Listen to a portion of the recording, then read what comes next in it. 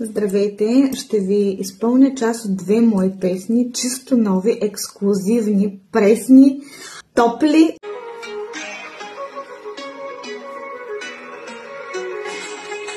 Колко съм красива и как да не ми отива, да роня сълзи за неща, които не мога да променя. Вече има хора, които ще ги чуят, ето на тази флашка, които са така мои истински почитатели и хора, които наистина слушат моята музика. Колкото съм прекрасна, толкова съм и нещастна. Плечката ще драсна, мечтата ми угасна. Те ще могат на тази флашка да чуят тези песни. Кой ли ще ме разбере, да ме разбира, който ще. Ей, за това ли се бориха нашите предци и загубиха животите си? Ако можеха да бият сега, заедно с тях щях да рева, че затрихме държава с наследство, затрихме България. Ако искате да си поръчате тази флашка, и сега ще ви изпълня част от тези две песни, за да чуете за какво става въпрос, да видим дали ще ви харесат. Като, нали, това е сурово, без запис, без нищо в момента. Просто така го рапирам през телефона. Искам да паля и да руша целия мръсен свят, море от злоба и разврат.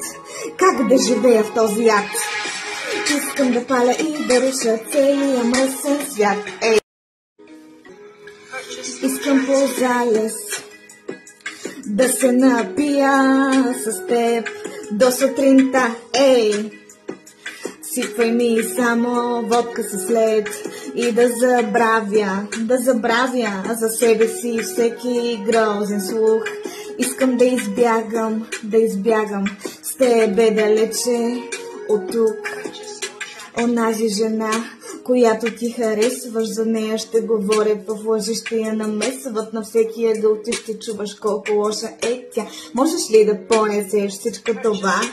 Онази жена ще бъде вечно неудобна, за нея ще ти кажат, че за тебе не е годна. Винаги мразена ще си остане, сърцето ти с нея ще бъде вечно в рани. Можеш ли да й простиш, че е родена? Сега съм сигурна, че ще има много критици, които ще кажат как не ме е срам да си продавам музиката.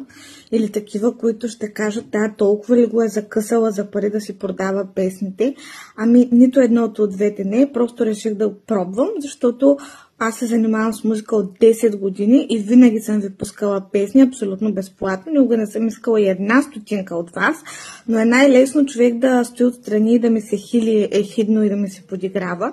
Но когато стане въпрос за подкрепа и за някаква флашка, която струва 7-8 лева, тогава всички се дърпат, нали? Защото и почва да ме упрекват. Примерно, просто искам да ви обясня, че е много лесно да плюем, но когато видим всъщност колко труд е вложен и че не може, че изпълнителя дава толкова много от себе си за вас, да ви покаже нещо ново, иновативно, готино, мисля, че тогава не го оценяват хората много това нещо. Не мисля, че го взимате предвид и въобще ви дреме за това. Както и да е, искам да ви попитам коя песен ви харесва повече. Така или иначе, много е вероятно да пусна едната, защото в някакъв момент тези песни вече няма да са нови. Сега са нови за хората, които ще си ги вземат първи, ще ги чуят, но в някакъв момент те няма да са нови, така че моля ви гласувайте едно или две. Първата или втората ви харесва повече и коя след време да пусна в свободно да се слуша.